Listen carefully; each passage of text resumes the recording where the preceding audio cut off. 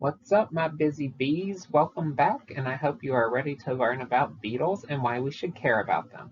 In the United States, there are around 30,000 out of 350 known species. That's a lot of beetles, guys. So with that, let's dive into the world of the insect order Caloptera. Beetles are highly beneficial to the environment because of their services they provide. Some beetles pollinate, most eat pests, and some collect dung waste, which is interesting to watch. Allow me to address what is going on there. Dung beetles are collecting dung waste from animals to roll into balls, which they then take back to their burrows where they will lay eggs inside of. So when their larvae hatch, they will have plenty of food to get to adulthood. Some beetles pollinate plants, which if you remember, I brought up in a previous video about how primitive wasps hunted pollen-feeding beetles, causing them to evolve into bees, or so it is believed.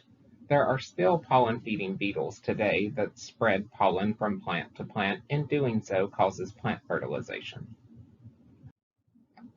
Beetles undergo complete metamorphosis, meaning they go from an egg to a larva to a pupa to an adult. Since I keep bringing up metamorphosis, I'll give you an example of incomplete. A praying mantis undergoes incomplete metamorphosis, meaning they go from an egg to a nymph, which is just a small version of the large adult form, then they become an adult, so 3 stages instead of 4. I still plan to address complete and incomplete metamorphosis in a later video, so stay tuned for that. Some beetles are predators to common pests that otherwise cause us a great deal of distress, such as ladybugs who eat aphids, which are major horticultural pests. By the way, do you know how to tell if it is a true ladybug? Ladybugs have 7 dots on their wings, 3 on each, and 1 in the middle that splits in half when they open their wings. Ladybugs have an undesirable mimic known as the Asian lady beetle that come in a variety of colors, reds and yellows and oranges. Some have many dots and some have no dots. If it doesn't have 7 dots, it's an Asian beetle, and they are very destructive to crops and even livestock due to their tendency to get inside the mouths of animals. I knew someone who had this problem with their dog, and it was just awful what they did to its mouth. Another beneficial beetle to have in your garden are fireflies, which we're all familiar with, especially when you're from the country. In fact, at my university, across from my dorm, there is a path that goes somewhat into a wooded area, and I love to go there in the evenings to watch the darkness turn into flashing lights, and there are literally hundreds of them, and it is just wonderful to experience. Anyways, fireflies are predatory as larvae and prefer to eat snails, slugs, and other insects.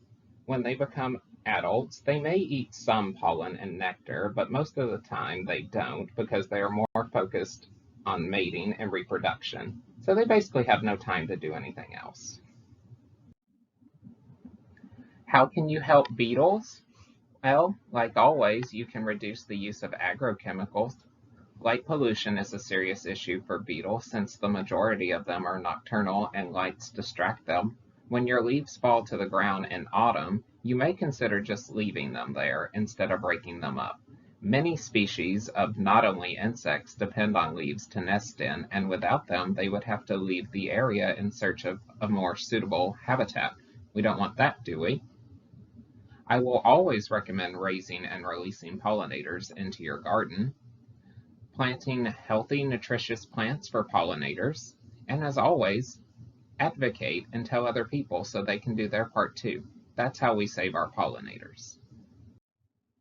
So that is all for this time. I thank y'all for viewing this video, and like always, if there is something you'd like to know more about, please comment here or on one of our social media platforms. We still need questions for the Q&A session at the end of the month, which is coming very soon. So y'all buzz on over and hit that like button, subscribe, comment a question, and tell your friends and family about us. Next time, we'll be discussing insects in movies. Now, buzz off!